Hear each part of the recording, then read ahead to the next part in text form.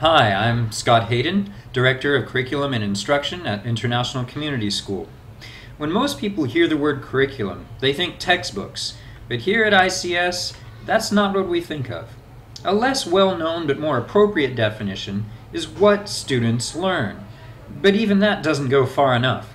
Here at ICS, if our curriculum is going to be successful, we have to think about what students become. That's important to me. As a father of 4 daughters, it's more important to me, not will they be able to name all the capitals of the world's major countries and their exports, but what will ICS help her grow to be in her character? She'll take her character with her into any job and any relationship for the rest of her life. It's important to me how the school develops that. At ICS, we answer that central question in one word: a character of wisdom. You'll see golden posters all over the campus, and at the top of each golden poster is a mission statement that says this: based on the Bible, in partnership with parents, we teach the whole student to know and apply wisdom for the good of our world and the glory of God. Now, if wisdom is the core outcome, the final goal within the student, we need to know what wisdom looks like. And so at the bottom of every golden poster all over the campus, you'll see this list of 7 expected school-wide learning expectations. This is what we mean by students who know and apply wisdom. You notice right in the middle, something that might make some people uncomfortable. Why is becoming a follower of Christ so important at ICS? Let me use an illustration to explain. You're looking at a NASA photograph of a region in space where they believe stars are being formed. Here at ICS, we believe that students are like stars. Many of us may not realize it looking up at the sky at night, but stars come in incredible varieties. They come in varied sizes, many different colors. Some are located off by themselves, some are grouped, some come in pairs that orbit around each other. They come in varieties of stability. Some stars flash and surge and have bursts of energy. Others, like our sun, which is more rare, are quite stable. Stars also have a life cycle. Stars are stable when the energy output is balanced by their own gravity. The forces that produce light and heat pushing outward must balance the force of gravity pulling the star in on itself. As long as there is fuel within the star, there's balance. But some stars that are at least 3 to 4 times bigger than our sun, when they begin running out of fuel, collapse on themselves. Now, I'm giving a simplified explanation that might not satisfy astronomers, but you get the idea. They're crushed under their own weight. This is a kind of star death. We call them black holes. I believe black holes help us understand our own human nature. We are all naturally self-centered. I'm a parent. I didn't have to teach my children to hog toys for themselves, to lie about bad things they did. But understanding and acknowledging our self-centeredness is why, well, if these 6 things are the only thing we do in school, we're just making our students bigger stars. Each of these, though a wonderful quality, is so easily turned to serve ourselves.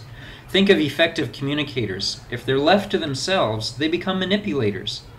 Investigative learners without an inner core of service get absorbed in their own little worlds of study. Perceptive thinkers without the power of love behind them are the world's best criticizers. Involved citizens who only think of themselves play the system in order to fill their own pockets. Cooperative contributors give only in order to get, and quality producers do it for applause, or they produce things just for themselves, not for sharing. In short, this self-centeredness is the essence of the world's problems. We all know people who are incredibly gifted, incredibly educated, yet are crushed under the weight of their own greatness, and they suck other people into destruction as well. ICS believes that Jesus answers this human problem.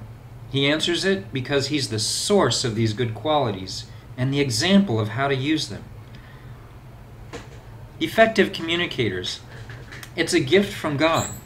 Jesus listened to women, lepers, beggars, and other people of low social position that other leaders ignored.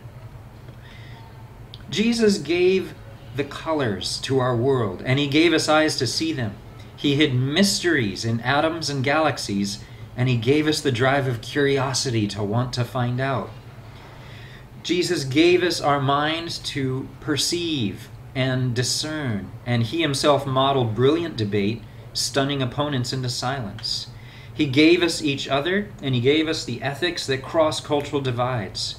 Jesus participated in his family business, and later in life he developed a team of student teachers that started a worldwide movement that's been going for 2,000 years. And he himself, being a creator, made us like him as recreators. He himself, as a human, worked with wood, and he encourages us to be productive and meet our own needs and share with others. Now, Jesus, of all people, had the right to be self-centered. He was perfect. He deserved all kinds of attention. Everybody should have served him. He could have been totally happy in and of himself, but he gave it all up. And he allowed himself to be crushed for our self-centeredness, and he emptied himself in order to fill us. When we see this, it turns the whole human story inside out, the right side out. Because here at ICS, we believe that Christ is not only the source and example of these 6 qualities, he's the antidote to self-centeredness itself. He rescues us from the ultimate self-destruction in 2 ways. First, he took the crushing punishment of our selfishness. Second, he takes up residence within us. He makes the center of our being his home and counters our inward tendencies by the force of his own love streaming from the inside out. So that's why at ICS we're confident that if we succeed, our students will do good for the world. Because Jesus said that when a student is fully trained, he will be like his teacher. We hold up Jesus as the teacher of teachers. He said of himself, "I am the light of the world." Then he said to his students, "You are the light of the world." No longer a self-centered threat to other people's safety, but a source of light, warmth, stability to everyone around them. That's what we're trying to become.